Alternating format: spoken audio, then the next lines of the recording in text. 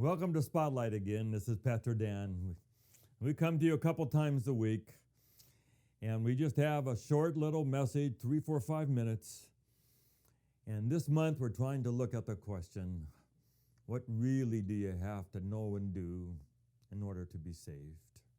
Really. Every religion really wrestles with the same questions. That isn't where the difference is. The difference is in the answers. But every religion has, where did we come from? Was there something after death? And how do you get there? How do you have it? What is right and wrong? And how do you know what's right and what's wrong? How do you live the life that is most human? Every religion thinks that they have the inside secret. You're human, and how can you be the most human and get the most fulfillment out of your life? And the question is, who has it right? Christianity comes along and says, Jesus says, it's me. I am the way. No one else can give you to the Father like me. I am with the Father. I am God myself. I am the way, the truth, and the life. I am the resurrection and the life. Amazing claims that Jesus said about himself. Forgave sins. And he says, I'm going to go prepare a place for you, and it's going to be unbelievable. And I'm going to come back and take you to be with me, and I'll give it to you as a gift. And you have to decide, is it true? Are these quotes, propositions, these ideas, these claims that Jesus gives, are they true? How do we know? We weren't there. None of us have been to heaven. We haven't died and come back to tell us. I read a great testimony by a lady who was a reporter, a commentator on Fox News. She was not one of the conservatives. She was like their token liberal to give both sides of an issue. And she started to date a young man who was a Christian. And after a few months, he said, if this is going to go anywhere, you're going to have to check out my faith, my beliefs.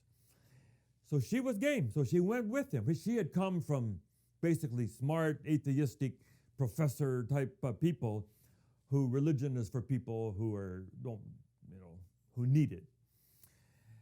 But now she goes, Tim Keller is a pastor of a huge church in New York City, and this is his wife leading a small group. And after 6 months, the relationship didn't work out. But she found Jesus. And she says, I stepped out of Fox News one day into the sunshine in New York, and it just clicked in. It's true. It's just true. And I don't really know how that always happens. I've had many people go from here to there. Greg Boyd was an atheist and then became a Christian, became a pastor, theologian, Minnesota, began to write letters to his father in Florida, confirmed atheist. He said, Dad, I'm just going to write letters to you, and where you have questions, you write back to me. Father and son, we'll just see where it goes. Father said, I'm game. He had retired, nothing else to do.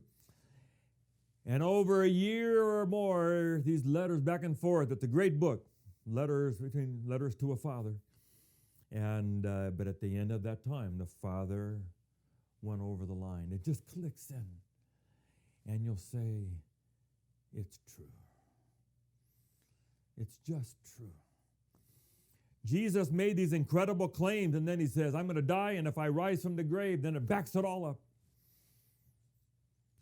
And so we believe, because Jesus rose from the grave. 12 disciples died as martyrs somewhere because they believed they had seen him alive after they saw him die. 500 people were walking around who said, we saw him. We saw him. He was born in the right city. He was born at the right time. He was born of a virgin. We think it's Jesus. And we believe. That's what I believe. Respect for all the other religions. How are you saved? I first believe in Jesus. That's he who he said he was. That's the spotlight. God bless you. Thank you for watching Spotlight. We're so excited about this. We hope that you'll subscribe and so you'll get all of them.